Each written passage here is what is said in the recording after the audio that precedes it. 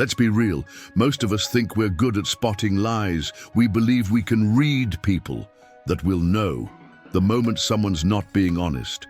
A hesitation, a glance, a strange shift in tone. Yup, we got this, right? But here's the truth that stings. We don't miss the signs because we're blind. We miss them because deep down, we don't want to see them. We ignore what's obvious, not because we're naive, but because the truth is uncomfortable. Think about it.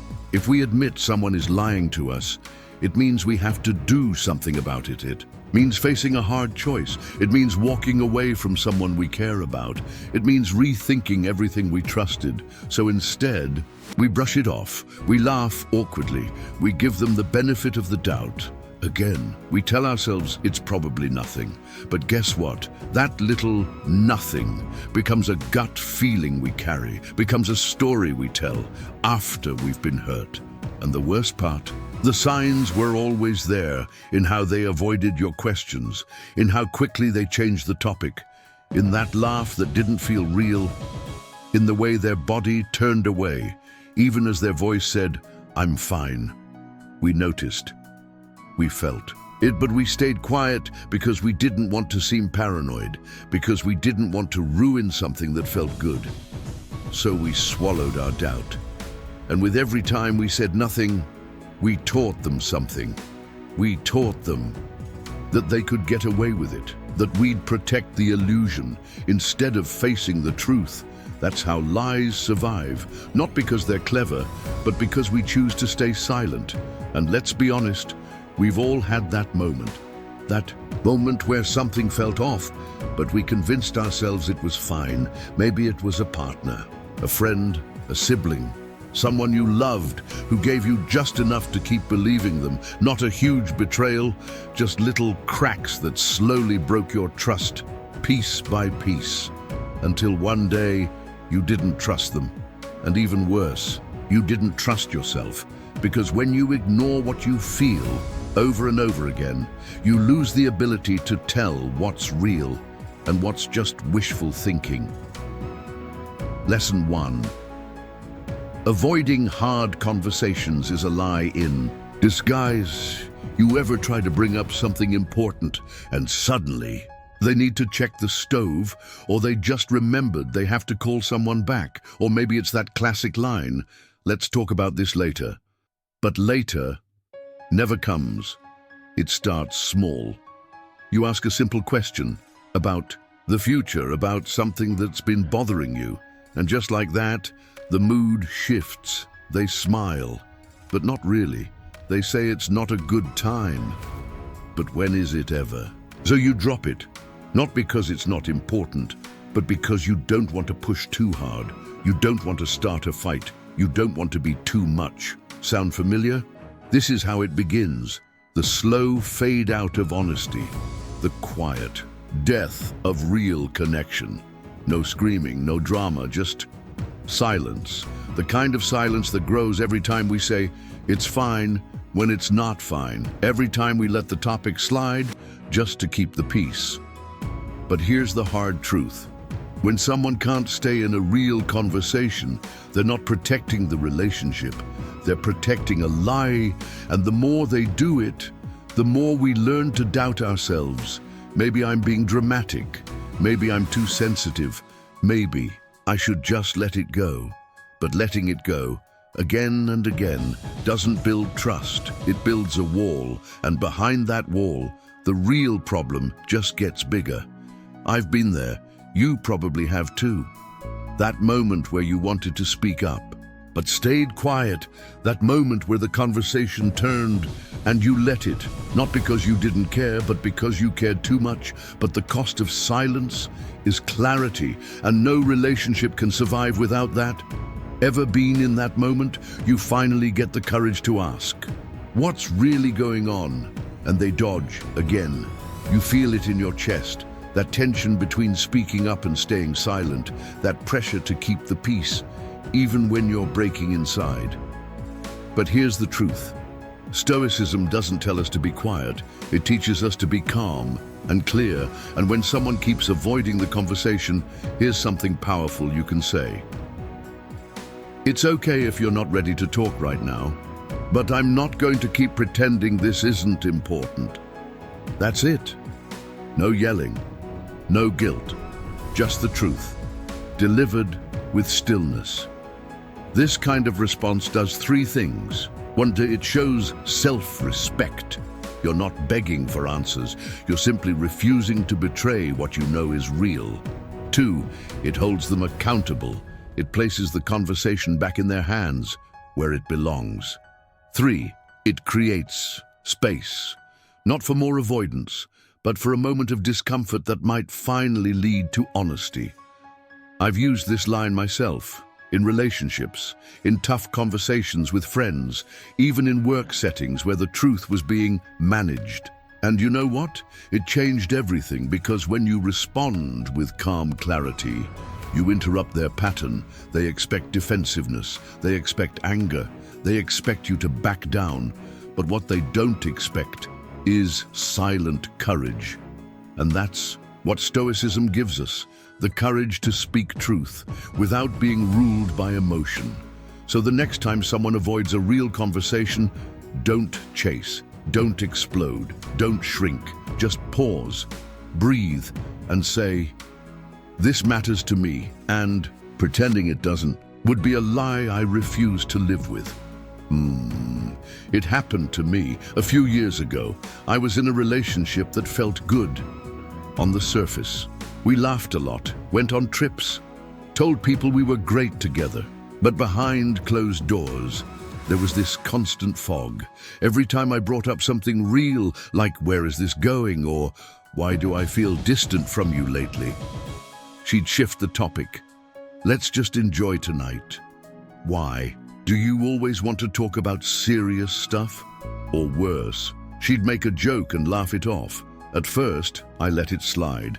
I told myself I was being too intense, that maybe I needed to relax, that not everyone is good with emotions. But month after month, the pattern stayed the same. We could talk for hours about Netflix or our weekend plans, but 5 minutes into a real conversation, and she was already mentally checked out. Until one day, I stopped asking. And that's when I knew. Not because she changed, but because I gave up trying to be heard. I had chosen peace over truth, and that's never real peace. A few weeks later, the truth came out. She'd been keeping things from me, things that would have changed everything had I known sooner. And the hardest part wasn't the lie itself. It was how long I let myself believe that avoiding the truth was somehow protecting the relationship. It wasn't. It was protecting the illusion, and when the illusion broke, so did everything else. That experience taught me something Stoicism always reminds us. Peace without truth is just quiet suffering. And no connection, no matter how comfortable, is worth that. Let's break it down. Why do people avoid the truth? Why do they dance around hard conversations, laugh when things get serious, or disappear the moment something real comes up? It's not because they're evil, and it's not always because they're hiding some big secret. Most of the time it's because they're afraid of being seen, afraid of confrontation, afraid of what the truth might mean, because the truth, it demands change. And for some people, a change feels like death. It threatens the identity they've built. It challenges the story they've been telling themselves and others. It forces them to confront the gap between who they are and who they pretend to be. Stoicism saw this centuries ago. Epictetus wrote, "People are not disturbed by things, but by the view they take of them." And the truth isn't what breaks people, it's their resistance to it. It's the inner conflict between what is and what they wish it could be. That's why they dodge conversations. That's why they deflect with humor. That's why they say, "Not now," when deep down they know they'll never be ready. Because truth forces a choice, and not everyone is ready to choose growth over comfort. So what do? We stay grounded, we don't demand, we don't explode, we don't shrink either, we simply observe. Because when someone avoids the truth, they're not rejecting you. They're rejecting their own inner confrontation. And a Stoic doesn't take that personally. We notice it, we name it, and we move forward without clinging to illusions. Because if a relationship can't hold honesty, it's not a real relationship. It's just two people agreeing to pretend. So here's the takeaway. When someone avoids the hard conversations, it's not a glitch. It's a signal, a sign that something's being hidden, even if no lies are spoken. Because here's the thing. Not every lie is a sentence. Sometimes it's a silence, a pause, a look away. And if we keep ignoring those signs, we're not being loyal, we're being lost.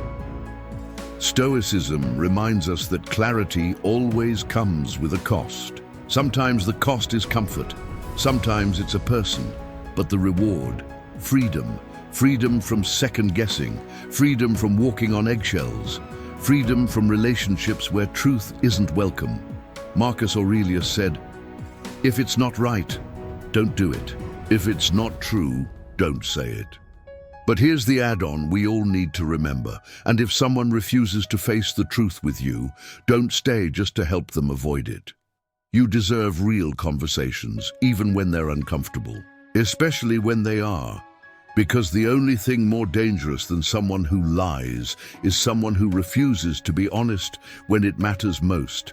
And sometimes the first red flag is when someone keeps dodging a conversation you know you need to have. Coming up next, Lesson 2, a truth even harder to face. When someone listens only to reply, not to understand, they're not connecting, they're performing. Let's talk about that. Lesson 2, listening to react is a form of deception.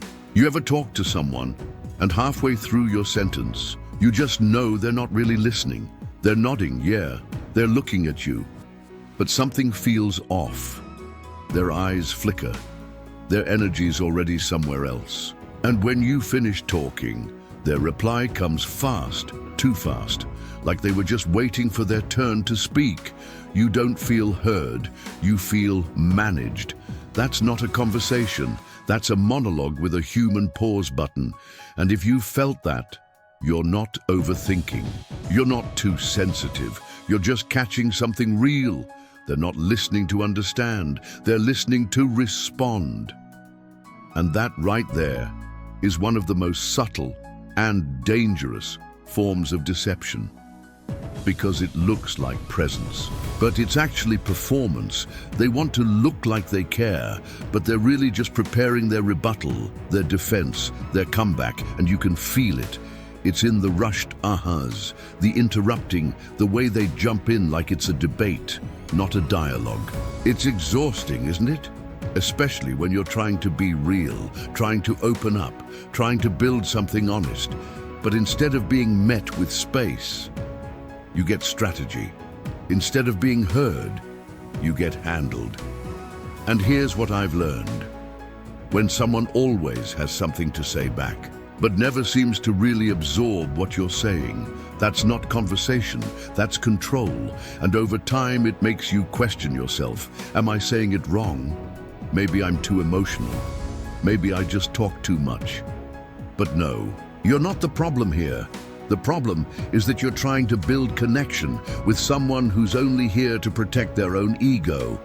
And that's not communication, that's a performance. And you're not an audience, you're a person. And you deserve better than that. So what do you do when someone keeps cutting you off, when they keep yeah-ing their way through your words? You can feel they're not really listening, just loading up their next response like a slingshot. And it's tempting to match their energy, to talk louder, to prove your point, to win, but that's not the Stoic way. Stoicism doesn't ask us to fight for attention, it invites us to protect our presence. So when someone's just waiting to reply, not to understand, here's something you can calmly say. I'm not sharing this to argue. I'm sharing it to be understood. If you're not ready to listen, we can talk later. No drama, no blame, just boundaries. This line flips the dynamic completely because now You're not chasing the conversation. You're choosing clarity over noise. And that does three things. One, it takes back your power. You stop trying to win their attention and start respecting your own voice. Two, it shows emotional intelligence. You're not punishing them. You're just making it clear. This isn't about debate. It's about connection. Three, it shifts the pressure. They now have to choose, keep performing, or finally show up for something real. I've used this line in friendships, at work, even with family. And what I've seen? It works. Not always instantly, but deeply. Because when people realize you're not playing their game, they have two options: step up or step out. And either way, you stay anchored. That's stoicism. Not silence, not submission, but strength, spoken in stillness. So next time, someone's only half listening. Don't shout to be heard, don't shrink to be liked. Just pause and say what a Stoic would say. If this isn't a real conversation, let's not pretend it is. I remember this moment so clearly. I was sitting across from someone I used to call a close friend. We hadn't seen each other in months. A lot had changed. I was going through a rough patch, work stress, family stuff, some personal doubts creeping in. So when we met, I thought, finally, someone I can really talk to. And I started sharing. Not complaining, not venting, just opening up. Mid-sentence, he glanced at his phone, then he cut in. You know what I think? You just need to be more grateful. Other people have it worse. It hit me like a slap. I wasn't looking for advice. I wasn't asking him to fix me. I just wanted to be seen. But instead of listening, he was scanning for a reply, trying to sound wise, trying to say something smart. And in that moment, I realized I could talk for hours and still not be heard. Because he wasn't in the room with me. Not really. His body was there, his eyes were nodding, but his mind was already preparing his TED Talk response. That was the day I stopped oversharing with people who underlisten. That was the day I learned. Some people don't hear you, they just wait for you to stop talking.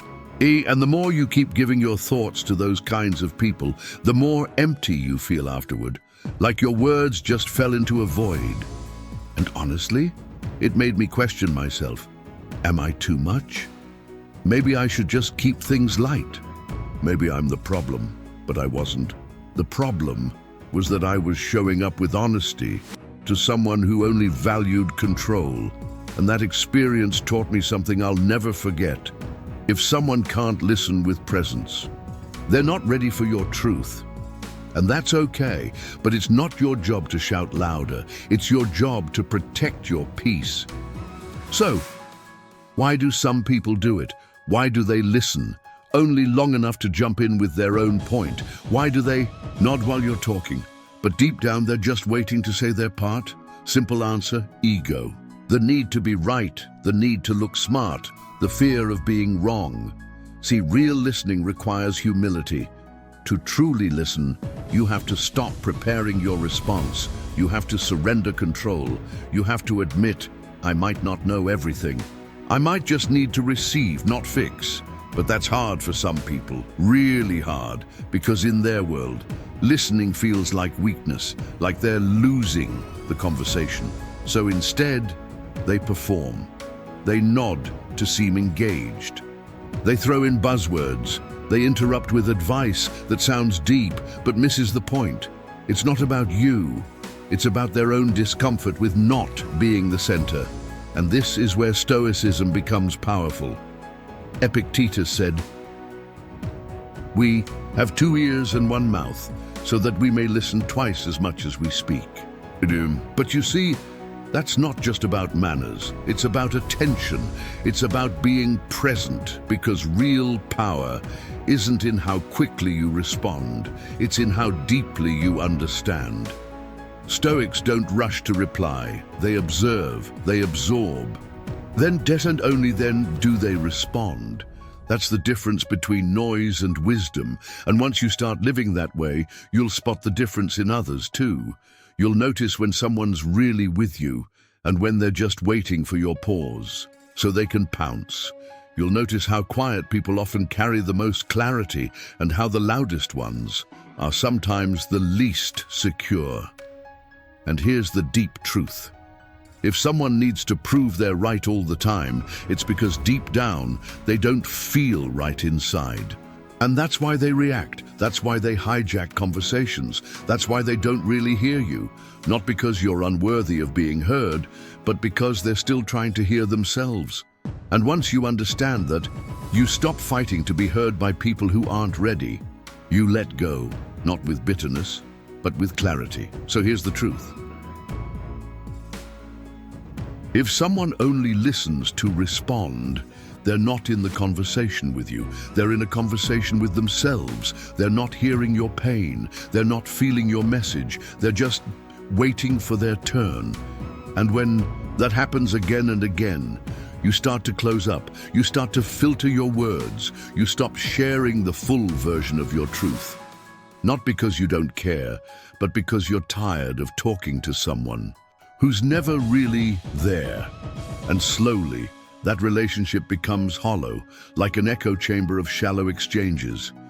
But Stoicism gives us another way, a way to stay grounded, a way to speak clearly without expecting control, a way to set boundaries without building walls. Because being Stoic doesn't mean being silent. It means being centered. It means choosing conversations that nourish, not drain, voices that meet us with space, not strategy. So from now on, pay attention to the ones who listen with their whole presence, the ones who leave silence after your words, not interruptions, the ones who don't always have a clever reply because they're too busy actually feeling what you said. That's real communication, that's rare, and that's what we should protect. Next up, lesson 3. When people get defensive for no reason, it's usually because the truth got a little too close. Let's break that down. Lesson 3. Defensiveness hides more than it protects. You ever ask someone a simple question, and suddenly, boom, it's like you triggered an alarm. You ask, hey, did you finish that thing? Did something happen with them? Are you okay? And their response is sharp, almost explosive. What do you mean by that? Why are you always accusing me? Can't you just trust me?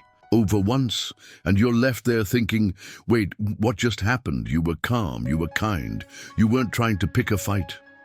But somehow, just bringing up a small concern turned into a full-blown defense war. And here's what's wild, it happens so fast that you start questioning yourself. Maybe I came off wrong. Did I say something I shouldn't have? Am I overreacting? But deep down, you know the truth. Their reaction didn't match your intention. Because it wasn't about what you said, it was about what they were afraid you'd see. That's what defensiveness really is. Not protection, not strength, but fear, dressed up as anger. And the more defensive someone gets, the more you can bet they're hiding something. Sometimes it's guilt, sometimes it's shame, sometimes it's just the fear of being exposed. But one thing's for sure, people who have nothing to hide don't need to explode. And the more they react like they've been attacked, the more likely it is they've been found out, even just a little. So if this sounds familiar, if you've ever had a calm question turn into a chaotic fight, you're not crazy. You're not being dramatic. You're just dealing with someone who built their walls way too high, and now they panic every time you get close to the truth. So what do you do when a gentle question turns into a sudden storm? When someone turns your calm into conflict, and suddenly you're the one explaining yourself, even though all you did was ask. Most people would get defensive right back, raise their voice, match the energy, fire back their own, "How dare you?" But a Stoic chooses stillness over struggle, because the one who stays calm controls the conversation. So when someone lashes out over something small, here's something powerful you can say. I'm not trying to attack you, but I won't. Walk on eggshells just to avoid the truth. Boom. It's soft but solid, clear but not cold, and most importantly, it's unshakable. This line is pure Stoic energy because it doesn't rise to their chaos. It doesn't chase the approval. It just states the boundary and lets the silence do the rest. And here's why it works. 1. It breaks the cycle. They expect a fight, but you give them reflection. 2. It recenters the power. You're not there to argue. You're there to stay honest. 3. It makes them sit with themselves. No distraction, no blame, just the mirror they were trying to avoid. I've used this line more than once, in relationships, at work, even with people I love. And every time, it stops them. Not always immediately, not always perfectly, but it disrupts their spiral long enough for the truth to breathe. Because here's the thing, you don't have to shout to speak powerfully. You don't have to defend yourself to be right. Sometimes you just need one calm sentence, said with clarity, not fear. And when you speak that way, even the loudest person in the room has no choice but to pause. That's not domination, that's discipline, and it's one of the quietest forms of strength you'll ever carry. It was a regular afternoon. I was working on a project with someone I knew well, smart, charismatic, super confident, but they had a habit of missing deadlines. Nothing huge, just little slips, again and again. So one day I asked gently, "Hey, were you able to finish the part you promised yesterday?" Simple, no tone, no pressure, but instantly, boom, they snapped. "Why are you always on my case? As I've been busy. Do you think I'm not trying?" I was stunned. I didn't accuse, I didn't judge, I just asked. But suddenly, I was the problem. They made me feel guilty for holding them accountable, and I remember sitting there frozen, questioning myself. Did I say it wrong? Was my tone too sharp? Maybe I should have waited, but deep down I knew. Their explosion wasn't about me. It was about the pressure they felt from their own conscience. They were already disappointed in themselves, already aware they dropped the ball. But instead of facing that, they turned their guilt into anger and threw it at me. That was the moment I learned this. When someone gets defensive over a soft question, it's usually because they're fighting a war inside, not with you, but with the truth. And since then, I've stopped walking on eggshells just to keep the peace, because peace built on avoidance isn't peace. It's just silence, wrapped in fear. What I do now, I stay calm, I stay clear. I don't match the volume, I anchor the truth. And if someone takes that as an attack, that says more about their relationship with honesty than it does about mine. Let's unpack this. Why do people snap when you ask a simple question? Why do they turn a small check-in into a full-blown counterattack? Why do they act like a gentle truth is some kind of threat? It's easy to think they're just sensitive, or worse, maybe I really was out of line. But here's the deeper reality. Defensiveness is a smokescreen. It's not about the question, it's about what the question reveals. People get defensive when your words touch something they're not ready to face. It could be guilt, it could be shame, it could be fear of being seen for who they really are without the mask. And instead of sitting with that feeling, they fight it, not inside, but outside. At you, they turn the spotlight around, shift the blame, and suddenly you're the one explaining yourself. But Stoicism teaches us something radically different. Marcus Aurelius wrote, "If someone does wrong, it's because they believe it's right, but your job is to see it clearly and respond with reason." That's the key. People don't get defensive because you're wrong. They get defensive because they're exposed. And the ones who react the loudest often carry the most they don't want to admit. Because here's what ego hates most: accountability. It can't stand stillness. It can't hold eye contact with truth. So it fights, deflects, over-explains, or turns the mirror onto you, hoping you'll stop asking. But here's what I've learned. A calm question only feels like an attack to someone who isn't at peace with their own answers. And once you realize that, you stop internalizing other people's reactivity, you stop apologizing for asking fair questions, you stop shrinking every time someone raises their voice, because you're not the problem, their avoidance is. And a Stoic, doesn't take that personally. They stay rooted, they stay rational. They let the storm blow through without stepping into it, because the strongest person in the room isn't the one shouting. It's the one who knows exactly why they're staying silent. So here's the truth. If someone blows up over a simple question, that's not strength, that's not clarity, that's fear in full costume. Because people who are grounded in truth don't flinch when it's spoken. They don't turn reflection into resistance. But those who are hiding something, they panic, and the louder their reaction, the more you should lean into what's not being said. Because defensiveness isn't just a wall, it's a signal. It says, don't come closer. It says, I'm not ready to face this. It says the truth is hitting too close. But here's what Stoicism teaches us. We're not responsible for how someone handles the truth. We're only responsible for how we deliver it. So from now on, don't walk on eggshells. Don't water down honesty just to avoid a reaction.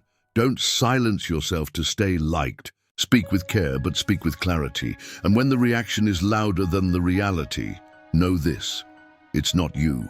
It's the mirror you held up. And if they're not ready to look into it, that's their journey, not yours to carry. Up. Next, lesson 4. Because sometimes the lie isn't loud, it's perfectly crafted, it's beautiful, it's too smooth to be true. Let's talk about the red flag nobody wants to admit. When a story sounds flawless, it's probably fiction. Lesson 4.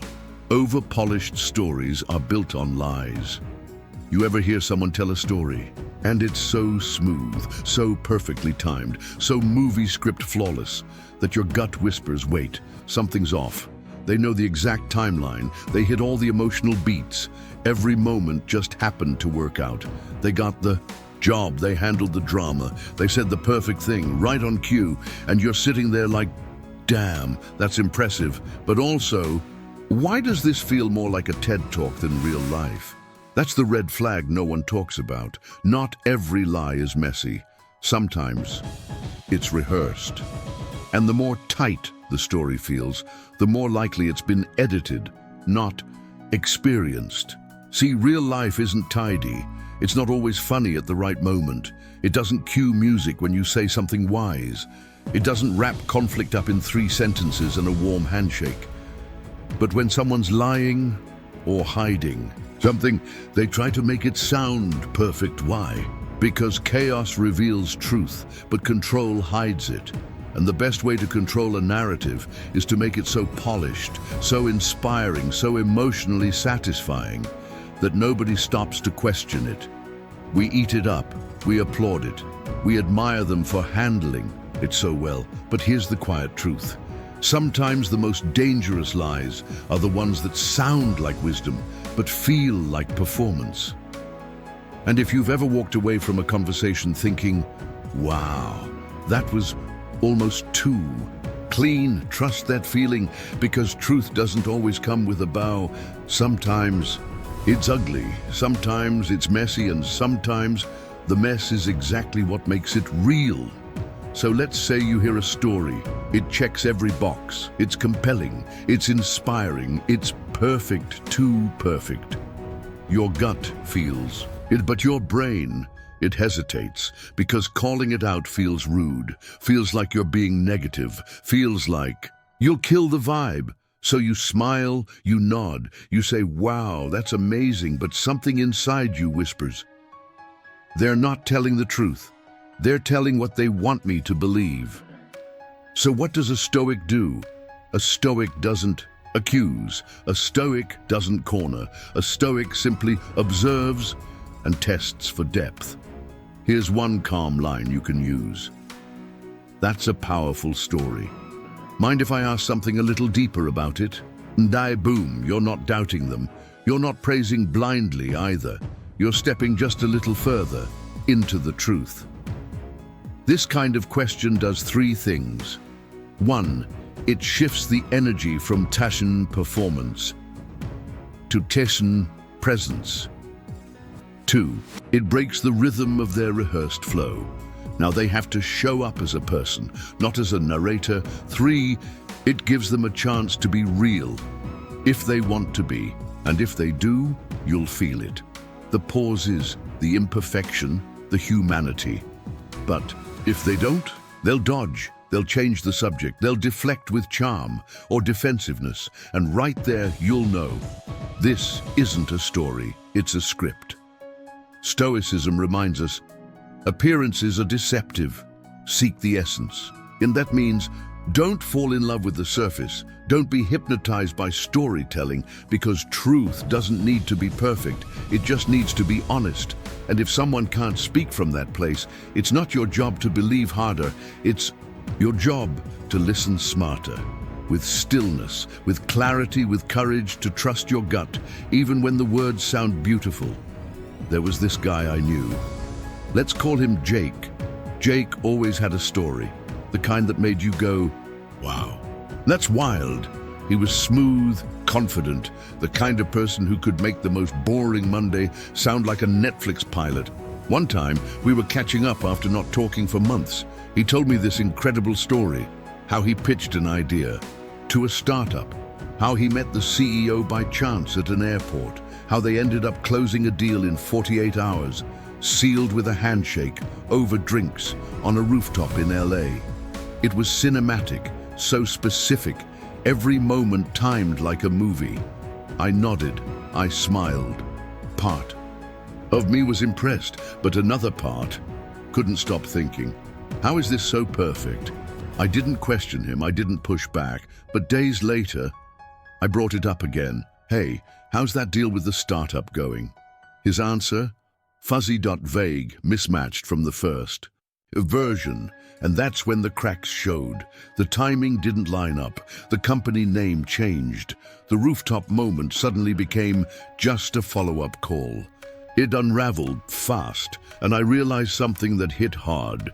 He wasn't lying because he had to. He was lying because he needed to be someone in that moment. He wanted to impress, to belong, to seem like the kind of guy who has cool stories. But the more polished the story, the less real it turned out to be, and that moment taught me something I'll never forget. Real truth doesn't need to be dressed up. It just needs to be told. Since then, I've learned to listen for the pauses, the messiness, the parts where someone says, I'm not sure, or it didn't go how I planned. That's where the real stuff lives. That's where connection happens. And when it's too perfect, too clean, that's not confidence. That's a cover-up. Let's ask the real question. Why do people lie so beautifully? Why do they add glitter to the truth? Why do they shape every detail into something that just feels better? It's not always to manipulate. It's not always to deceive. Sometimes it's to protect something much deeper. Insecurity. Because reality, it's messy, it's awkward, it's full of pauses, mistakes, and things that didn't work out. But when we feel inadequate or afraid of being less than, we try to fix the truth. We sand down the edges, we rewrite the timeline, we put a bow on the pain and call it growth. And for a moment, it works. We feel admired, validated, like we've crafted a version of ourselves that's finally and worth listening to. But here's the truth. Stoicism won't let us forget. Truth doesn't need to perform. It only needs to stand.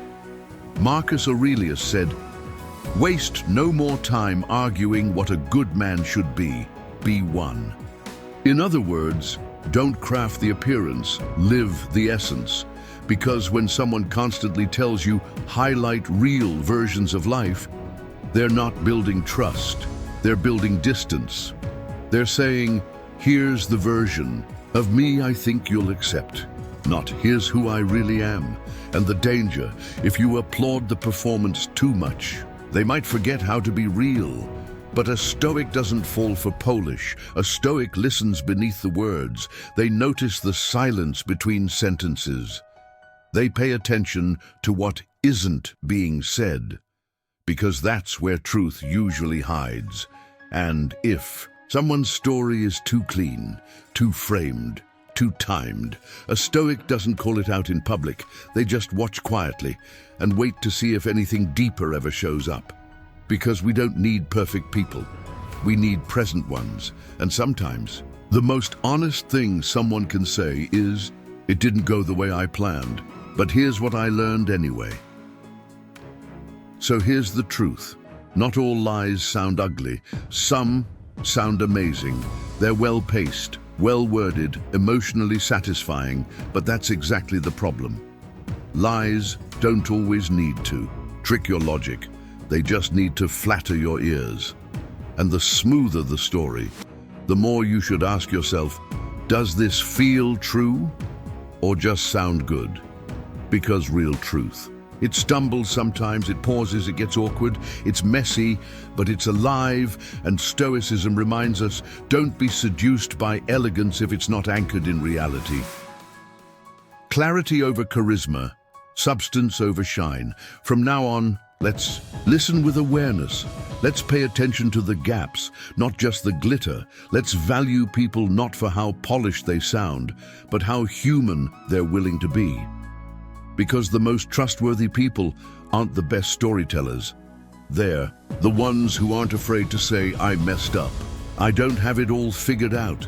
This is where I'm still growing." That's not weakness, that's truth. And in a world full of rehearsed narratives, truth is revolutionary.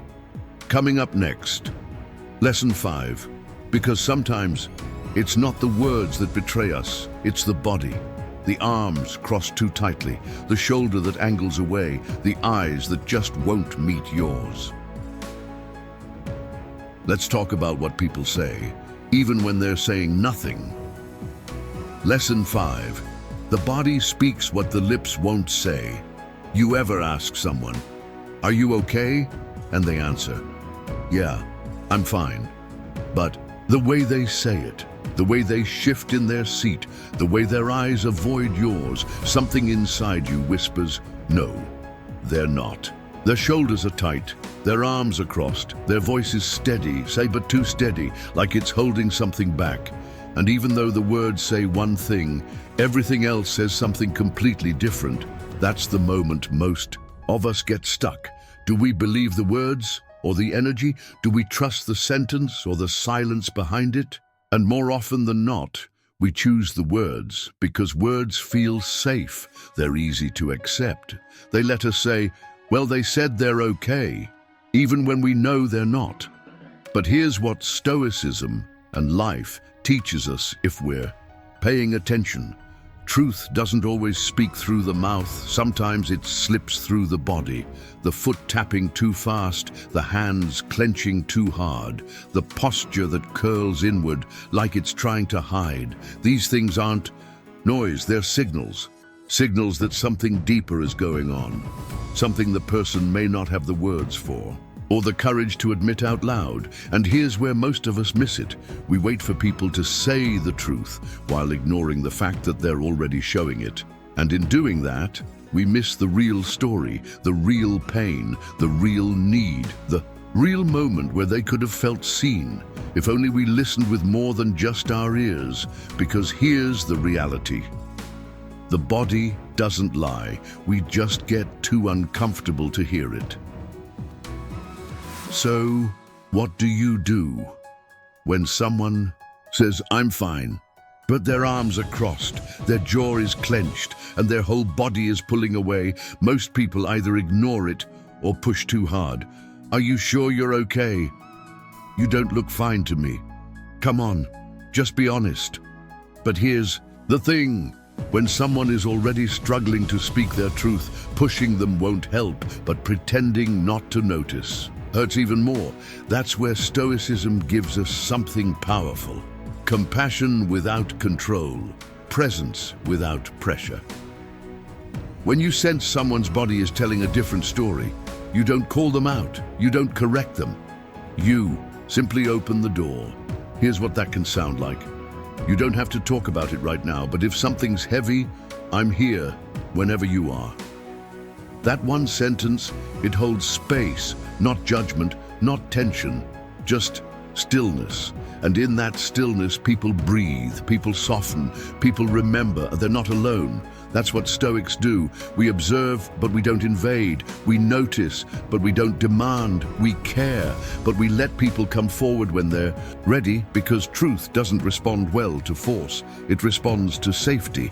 And when someone feels truly seen, not poked, not cornered, just seen, that's when the walls begin to drop. So the next time you notice the silence behind their "I'm fine," don't look away, and don't dive in too fast either. Just sit with it. Stay available. Say what a Stoic might say. You don't have to pretend with me. Then let them decide if now is the moment to tell the truth, or just know someone finally saw it, even when they couldn't say it. It was after a long day. I ran into a friend I hadn't seen in a while. He smiled when he saw me, but it was tired, you know the kind. The kind that doesn't quite reach the eyes.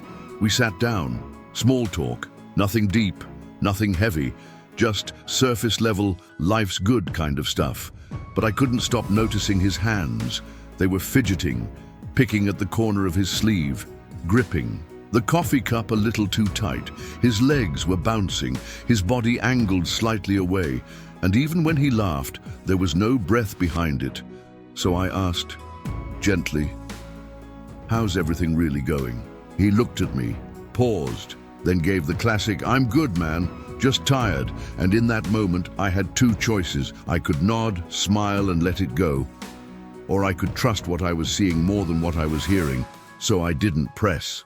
Just said, "Hey, you don't have to talk about it, but if things are heavy, I'm not going anywhere." And I'll never forget what happened next. He looked down, took a long breath, and said quietly, "Honestly, I don't even know where to start." The conversation that followed wasn't smooth. It wasn't polished. There were long silences, moments where he struggled to find words, but it was real, and if I had just listened to his voice, I would have missed all of it. That moment taught me something I'll never forget. Sometimes the truth doesn't knock on the front door. Sometimes it slips in through a trembling hand, or a tight smile, or a restless foot. And if we're not watching, if we're too focused on the performance, we'll miss the person. But when we stay present, when we don't rush or pull or prod, people will speak. Maybe not right away, maybe not in words, but they'll speak. And it's on us, not to catch it, but to be there. When it finally comes out, here's something we rarely think about. The body speaks before the mind catches up. It reacts to what we feel before we decide what to say. That's why when someone lies, their words might be smooth, but their hands tremble, their shoulders tighten, their feet point toward the door. It's not that they want to betray themselves. It's that the body isn't trained to pretend. It just tells the truth. And most of us, we've been taught to focus on what's said. We wait for confessions. We lean into explanations. We assume the truth will be verbal, but it rarely is, because what people say is often a filtered version of what they feel. What they do, however, what their body shows, is raw, unedited. Real Stoicism understood this long before we had body language books. Epictetus said, "We have 2 ears and 1 mouth, but we also have eyes. Use them, not to judge, but to observe." A Stoic watches with intention, not to catch someone in a lie, but to stay present with what's actually happening. They notice when words feel too fast, when a laugh sounds too forced, when someone's posture says, "I don't want to be here," even if their lips are saying, "I'm fine." Because Stoics don't just listen to arguments, they listen to silences, to energy, to patterns. And once you train yourself to see that way, you'll spot the truth faster than most people can finish a sentence. But here's the part that matters. Most, you don't observe to expose, you observe to understand. To understand what someone might be afraid to say, to understand what they might not even know how to admit to themselves, to meet them with calm, not confrontation. Because the goal isn't to prove them wrong, the goal is to stay anchored in reality, and reality speaks loudest when no one's talking at all. So here's what we now know. The truth doesn't always speak in words. Sometimes it trembles in a hand, it stiffens in a shoulder, it avoids eye contact, even while the mouth says, "I'm fine." And if we only listen with our ears, we'll miss the real message, because people don't always know how to say, "I'm hurting, I'm scared, I'm not okay," but their body knows and it shows. So we have a choice: ignore it because it's uncomfortable, or notice it with quiet care. That's where Stoicism steps in. It teaches us not to judge what we see, but to stay present with it, to recognize discomfort without rushing to fix it, to hold space without forcing honesty, because sometimes the most powerful thing we can do is nothing. No rescue, no advice, just steady, aware presence. And from that place, truth unfolds. Not because we demanded it, but because we made room for it. Coming up next, Lesson 6, because not every lie is told through silence. Some are told through laughter. The "I'm fine" that's followed by a too loud laugh. The joke that shows up right when things get serious. The humor that feels off. Let's talk about when laughter isn't joy. It's just another way to hide. Lesson 6. When laughter hides something. You ever say something serious and the other person just laughs? Not a joyful laugh, not a light-hearted one, a laugh that's sharp, quick, offbeat, like it's trying to fill the space before things get too real. You ask, "Are you okay with that?" They chuckle, "Haha, yeah, sure." But their eyes blink too fast. Their mouth tightens right after, or you share something vulnerable, and they hit back with, "You worry too much, just chill." And then they laugh like it's all a joke, like the truth never showed up. But you felt it, you saw it. That laugh wasn't joy, it was cover, it was deflection. And if we're honest, we've all done it. We've laughed in moments that felt too big, too raw, too scary to sit in. We've turned pain into punchlines. We've turned confusion into comedy, because pretending it's funny is easier than admitting it hurts. But here's what Stoicism and experience teaches us. Not every laugh is honest. Some are just shields dressed up in sound. And when we stop taking every ha-ha at face value, we start noticing the truth behind it, the tremble in the smile, the breath that feels a little too forced, the timing that's just off. Because sometimes people don't lie with their words, they lie with their laughter, not to fool you, but to protect themselves, because the truth feels like too much to carry out loud. So they smile, they joke, they change the subject with a laugh. But deep down, they're hoping you'll hear what they didn't dare to say. So what do we do when someone laughs at the wrong moment? Not because it's funny, but because something just got a little too real, and they panicked behind a smile. Do we laugh with them? Do we brush it off? Do we move on like nothing happened? Most people do, because we're taught that laughter means everything's fine, that if someone's smiling, it must be okay. But deep down, we know better. We've been that person, the one who cracked a joke when they were breaking inside, the one who smiled wide, because saying "I'm not okay" felt too raw. And that's why Stoicism matters here. Because a Stoic doesn't force honesty. They simply refuse to ignore what's real. Here's what that looks like. Next time someone laughs too quickly after something heavy, don't correct them. Don't say, "You're not funny." Just pause, let the air settle, then offer something gentle, but open. You don't have to joke about it. If it's something that matters, I'm here for the real version too.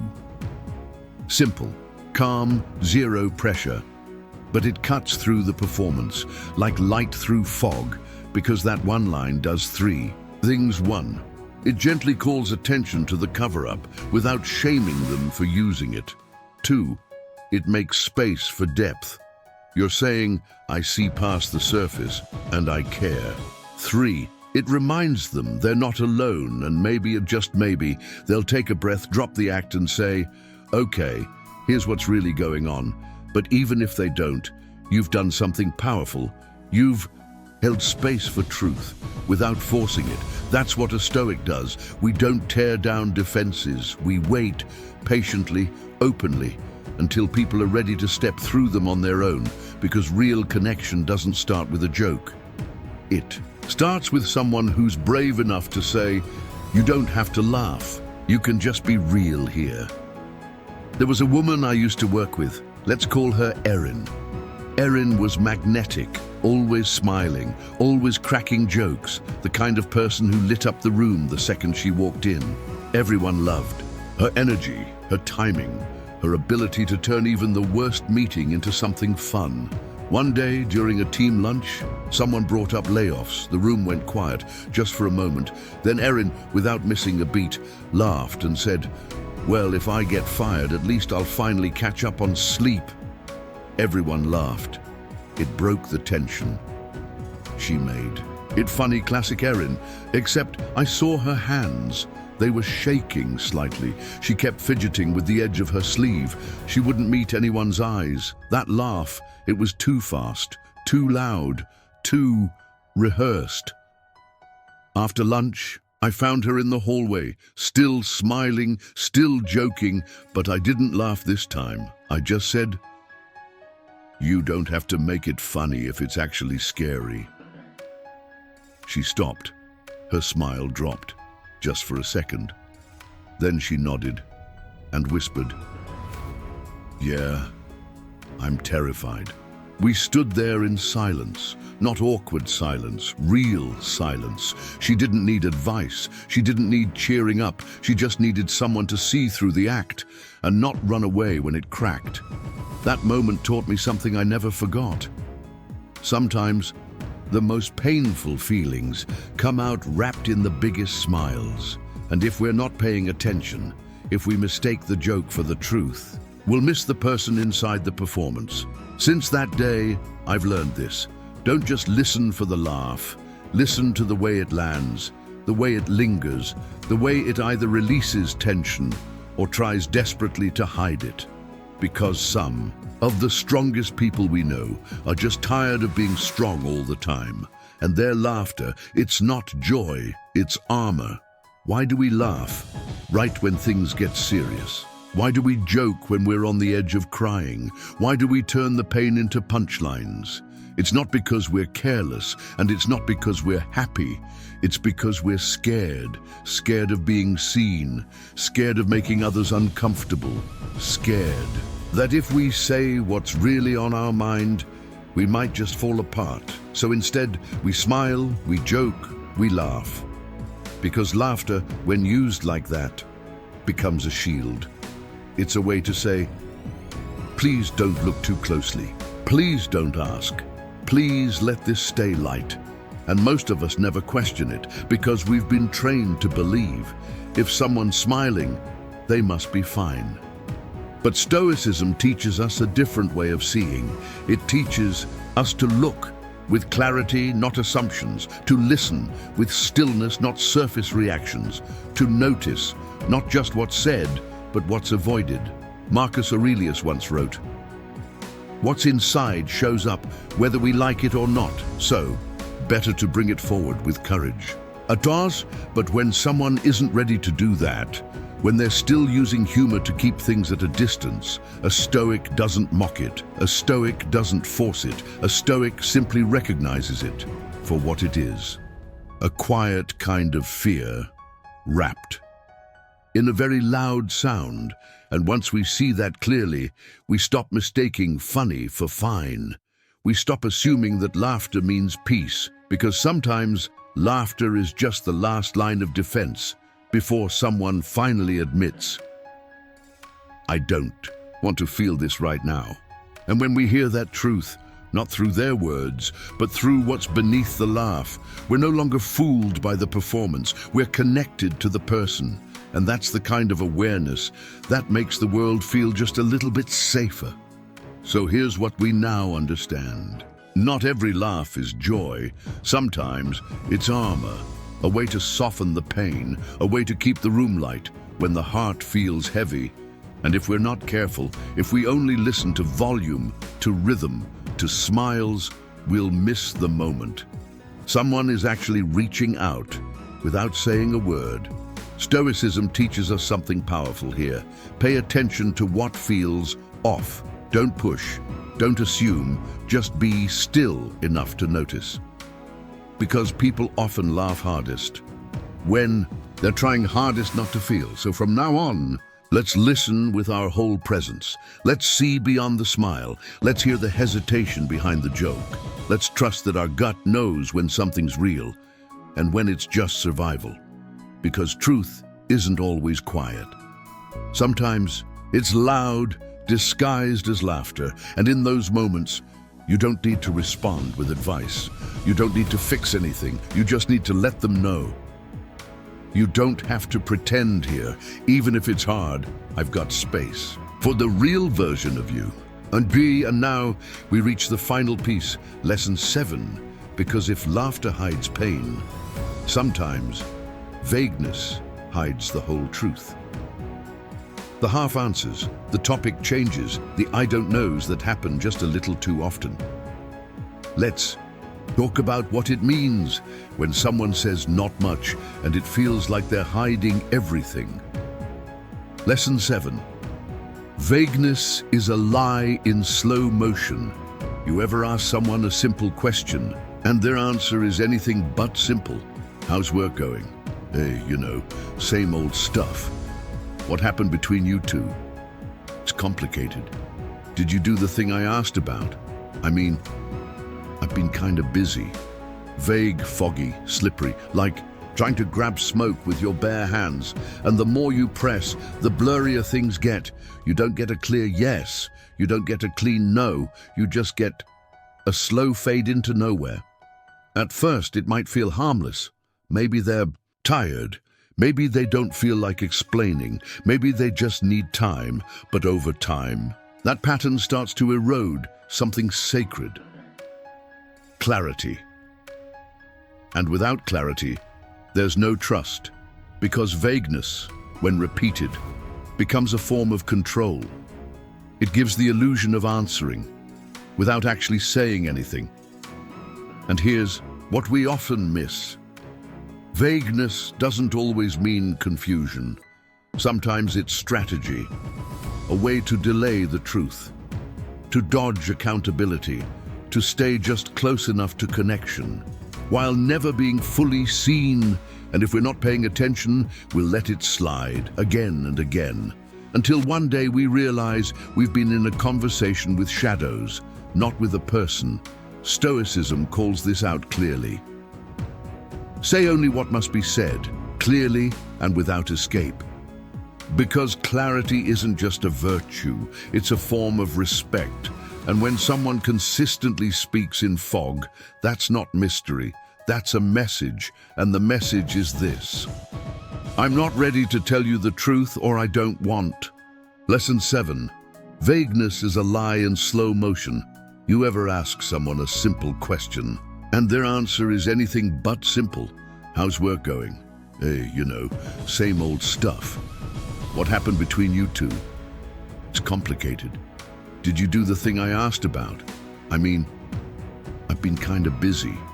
Vague, foggy, slippery, like trying to grab smoke with your bare hands. And the more you press, the blurrier things get. You don't get a clear yes. You don't get a clean no. You just get a slow fade into nowhere. At first, it might feel harmless. Maybe they're tired. Maybe they don't feel like explaining. Maybe they just need time. But over time, that pattern starts to erode something sacred. Clarity. And without clarity, there's no trust. Because vagueness, when repeated, becomes a form of control. It gives the illusion of answering without actually saying anything. And here's what we often miss. Vagueness doesn't always mean confusion.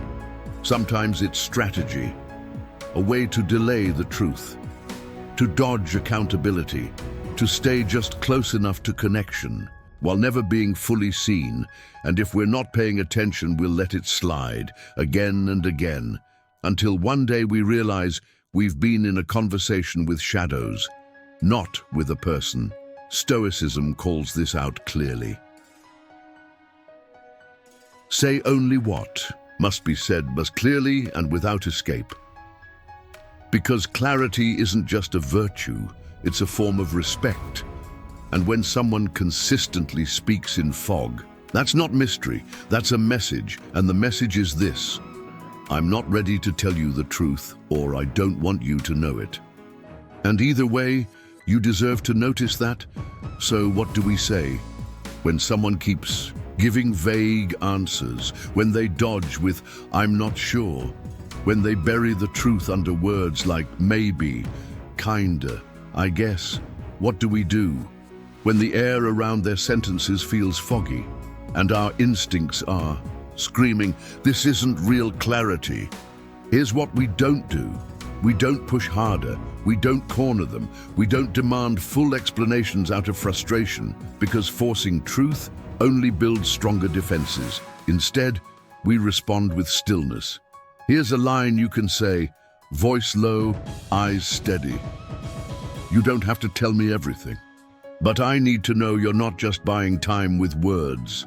Soft, clear, undeniably present. That one line does everything. It holds space, but sets a line. It invites truth without pressure. It puts the mirror in front of them, gently, but firmly. And in that moment, you'll see what they do. If they pause, you'll feel them shift. If they dodge again, you'll know it's not confusion. It's choice. Stoicism teaches us that our words matter. Not because we need poetry, but because we need precision. Because the moment language becomes fog, it becomes a shield. And when someone repeatedly chooses fog over facts, that's not a personality trait, it's a pattern. And your job, as a grounded, clear, self-respecting person, is not to chase clarity where it's not being offered. Your job is to stay clear yourself. And sometimes the clearest thing you can say is, if you can't be honest yet, that's okay. But I won't build anything real on unclear ground. Then let the silence hold. Because in that silence, they'll either step into truth or prove they never planned to. Either way, you stay free. I once dated someone for almost a year. Without ever really knowing where we stood, we were close. We did all the couple things. But every time I tried to ask, so, what are we really? The answer was always the same, but never clear. You know I care about you. Let's not put labels on it. I just want to enjoy this. And I nodded every time because the words sounded sweet. The tone was soft. And the alternative, asking harder, felt like risking it all. So I stayed, floating in the fog, holding on to someday answers, waiting for clarity that never came. But here's what I didn't realize back then. When someone constantly gives you vague responses, they're not confused, they're comfortable, in the control. Vagueness gave her power. It kept me hoping, kept me close, without requiring her to show up fully, and I let it happen. Because I didn't want to seem needy. I didn't want to push. I didn't want to lose what little I thought we had. But in the end, I lost more by staying in the gray than I ever would have. Lost by demanding light, because when it finally ended, it wasn't a breakup, it was a realization. I'd been lied to, not with words, but with the space between them. That experience changed me. It taught me to trust my inner clarity more than someone else's. I don't know yet. It taught me that if something feels foggy for too long, that's the answer. And it taught me the most painful truth of all. Silence doesn't always mean peace. Sometimes it's just a quieter kind of manipulation. Let's be real. We all say we want the truth. But do we? Because here's what happens. More often than we admit, someone gives us a vague answer. They dodge. They delay. They use phrases like, "I don't know yet. Let's not overthink it. Let's just see what happens." And instead of walking away, we hold on. We tell ourselves they just need time. They're probably confused. This could still work out. But here's the uncomfortable truth. We don't stay because we're patient. We stay because we're afraid of clarity. Because clarity means decision, means change, means letting go of the version we wanted to believe. So instead, we wait, we wonder. We listen to the echo of almost answers and convince ourselves they're enough. But Stoicism challenges that. It doesn't ask, how? Do you feel about what they said? It asks, is what they said clear? And if it's not, then we're not in truth. We're in tolerance. We're investing in potential instead of presence. Epictetus wrote, "Don't be fooled by the external. Examine what it is. Call it by its rightful name." In other words, if the answer is vague, don't dress it up. Don't decode it. Don't translate it into what you hope it means. Call it what it is. Avoidance, delay, control, fear. And when we see it clearly, we can choose clearly. Not out of anger, not out of guilt, but out of respect for our time and our peace. Because fog doesn't just hide the truth from us, it hides us from the truth. And Stoicism is the flashlight. The moment we turn it on, we stop waiting for someone else to clear the air. We become our own clarity. So here we are. We've talked about 7 signs. Ways that lies don't always come with shouting or betrayal, but with softness, with silence, with smiles, with just enough almost truth to keep us hanging on. And the biggest lesson, most lies don't fool us, we just don't want to see them. We trade clarity for comfort, we accept half answers to protect full illusions. We stay in situations that feel wrong because the cost of truth feels too high. But Stoicism reminds us, the cost of truth is temporary, the cost of avoiding it is endless. So here's what we can start doing today. Pay attention to the words that don't land. Notice the stories that sound too smooth. Respect the feeling in your gut that whispers, something's off. And most of all, let's stop expecting others to deliver us truth on a silver platter. Let's become the ones who live it, speak it, stand in it. Not for drama, not for control, but for peace. Because the real damage of being lied to isn't that someone fooled us. It's that we silenced ourselves to keep believing them. So from now on, if the story feels foggy, if the answer feels hollow, if the smile feels just a little too tight, don't run, don't over-explain, don't translate what's unclear into what you hope it means. Just pause, breathe, and remember. You are allowed to want clarity. You are allowed to choose truth. You are allowed to walk away from anything that requires confusion to survive. Because, in the end, stillness sees more than noise ever could, and the ones who live by truth don't need to chase it, they simply become it. This was Daily Stoicism. If something in this video made you pause, made you feel seen, made you remember your own power, then this is your space. Subscribe, stay grounded, and keep choosing clarity. One calm moment at a time.